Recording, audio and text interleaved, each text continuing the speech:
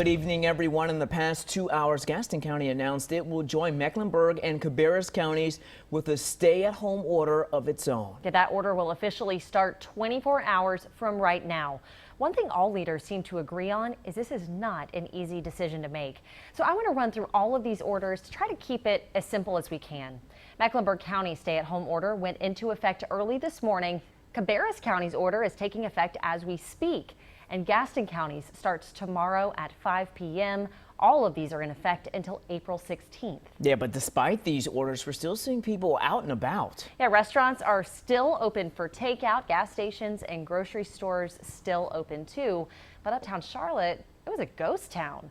Channel 9's Mark Becker has been circling the city all day, seeing what's changed since yesterday and how people are taking this new order. What'd you see, Mark? Well, Susanna, nobody is out here counting heads, right, or counting cars. Not any cars right here right now. There are some down the street. We're on Sharon Road. Let me show you a real contrast. Those over there are the shops at South Park. They're closed. Nothing there. Nobody there. But on the other side of the street right here, these guys are very busy with their construction work, and that's because they are considered essential workers. And we found that divide all over town today. Mark Finney had his head buried under the hood of a pickup truck in his shop on North Davidson. That's because car repair shops are on the list of essential businesses. Just like you had to be at work today, some other folks did too, and they needed their car fixed. So here we are.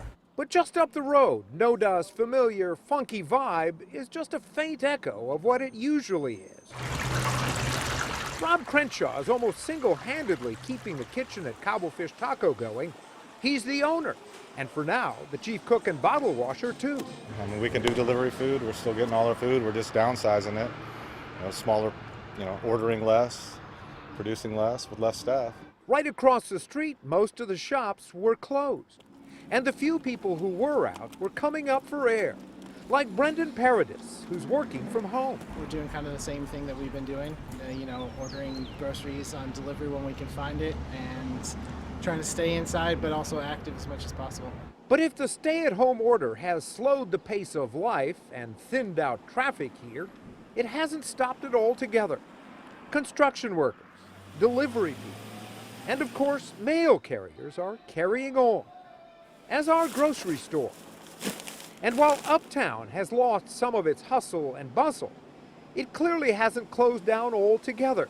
Rick Davis, for one, was still on the job. I do the maintenance for the condominiums, and we have trash service that has to go out and every day cleaning and stuff like that. Yeah.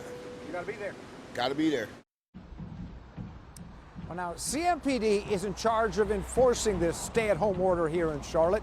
I checked with them this afternoon. They told me they've been getting tremendous cooperation, and so far haven't had to write any violations. Susanna?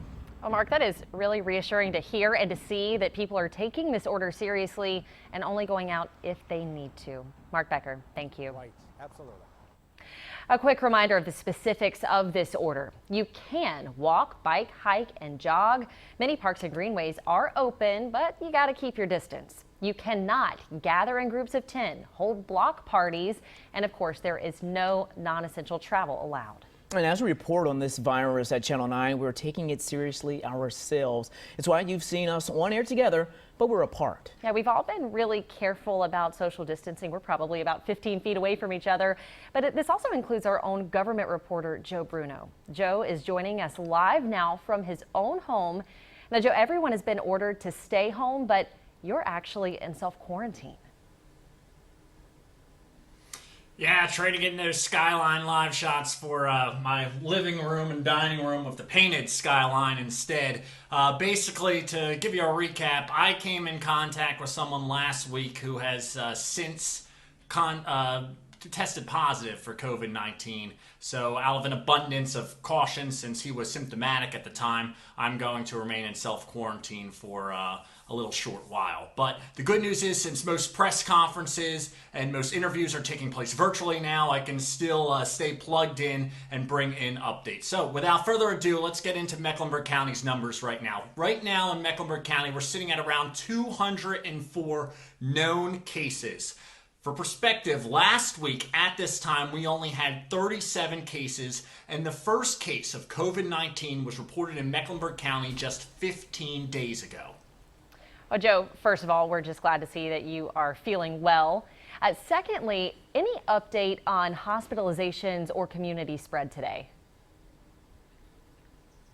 So that's something I would really love to ask the health director. They had a news conference today, they opted not to, so I went through their spokesperson, and basically they didn't answer my question. It gave me outdated information, but the most recent information we have. It is basically, we're sitting at around a third of the cases being due to community spread as of a couple days ago.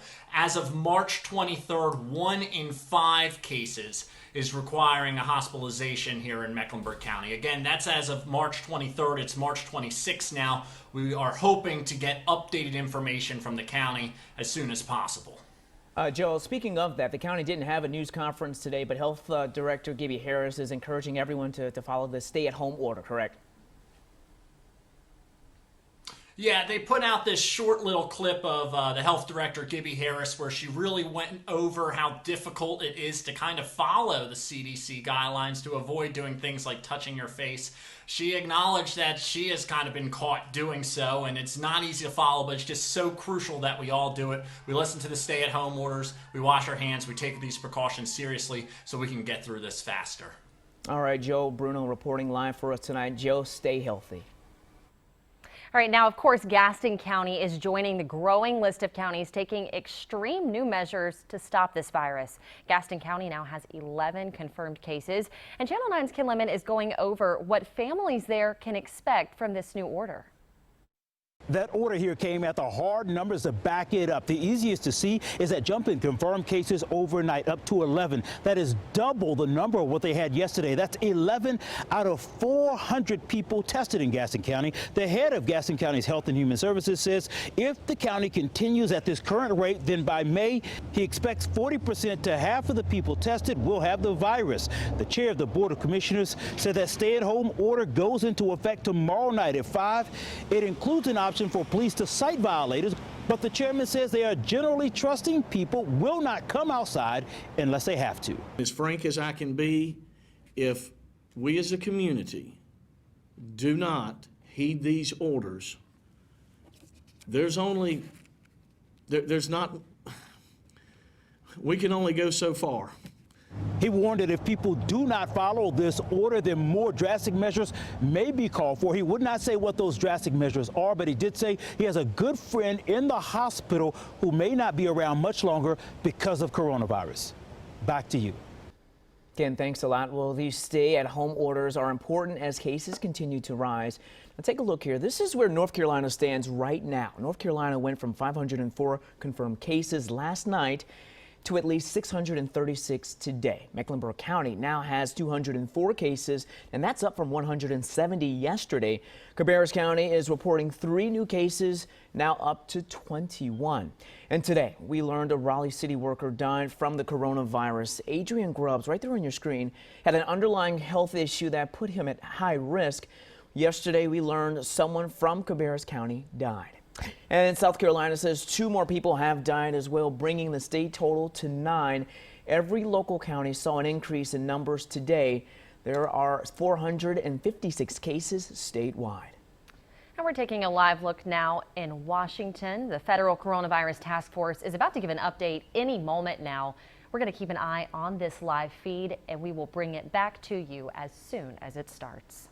And one thing that's likely to come up during that update is the historic rise in new applications for unemployment benefits. Yeah, the numbers are just jaw-dropping. The virus has really taken a toll on people's employment and their livelihoods, unfortunately. Jobless claims, well, they soared up to 3.28 million last week. Now, just to put this into a little bit of perspective here, that's more than enough people to fill up every NFL stadium. It quadruples the previous record of 695,000, and that was back in 1982. And let's bring in Channel 9 anchor Scott Wickersham. He's actually working from home today, and he joins us live to weigh in on this. Scott. So many jobless claims, 110,000 alone are from North Carolina, guys, 30,000 from South Carolina. And so many people are being met with frustration, including a person I talked to today who was actually laid off yesterday. Of course, there were tears, there was sadness, and then that urge to action. I've got to get something done. So they logged onto the Employment Security website. It was slow. They got a lot of error messages, but eventually they were able to get through. And it said your application has been processed. Now, when they tried to call today because they had questions, that's where the absolute dead end was. They got a message that said, due to the volume of calls, we can't provide you with personal service. Please call back. These call centers, guys, are getting 30 times the calls they typically get, and they need 30 times the staff to deal with it.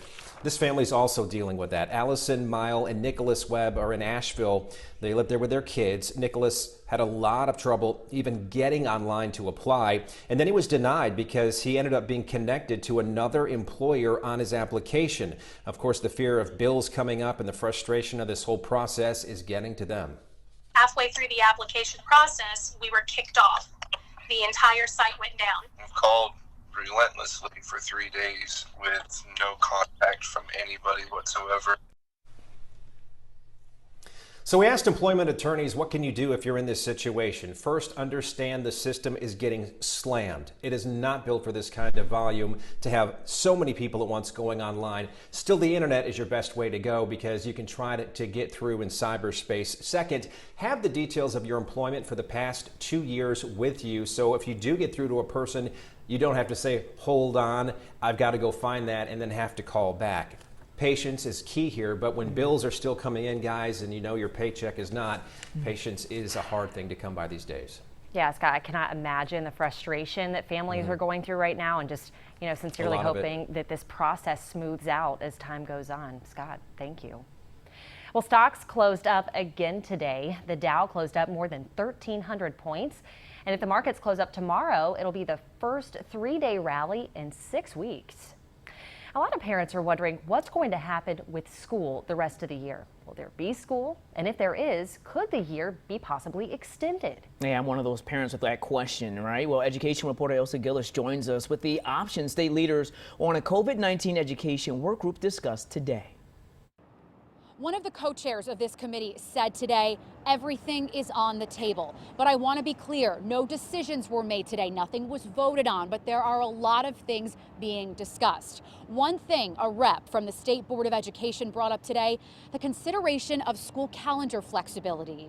For example, granting permission to begin instructional days as early as the beginning of August 2020 and changing the end date of school. That, of course, would require legislative action. And again, that's not happening right now. All options are being discussed. We also learned more today about the COVID-19 groups working on every angle of education right now. For example, how to address senior grades and making sure they stay on track to graduate, exceptional children, child nutrition, and remote learning. Another challenge several officials kept bringing up today when it comes to remote learning is broadband access. This seems to be one of the biggest issues statewide as teachers and students continue their work from home. The effort locally to get kids online is something I'm going to address further in our 6 o'clock hour. Back to you. Elsa, thank you. Well, this work group will meet weekly and consider action and ideas before handing some of that to the General Assembly next month.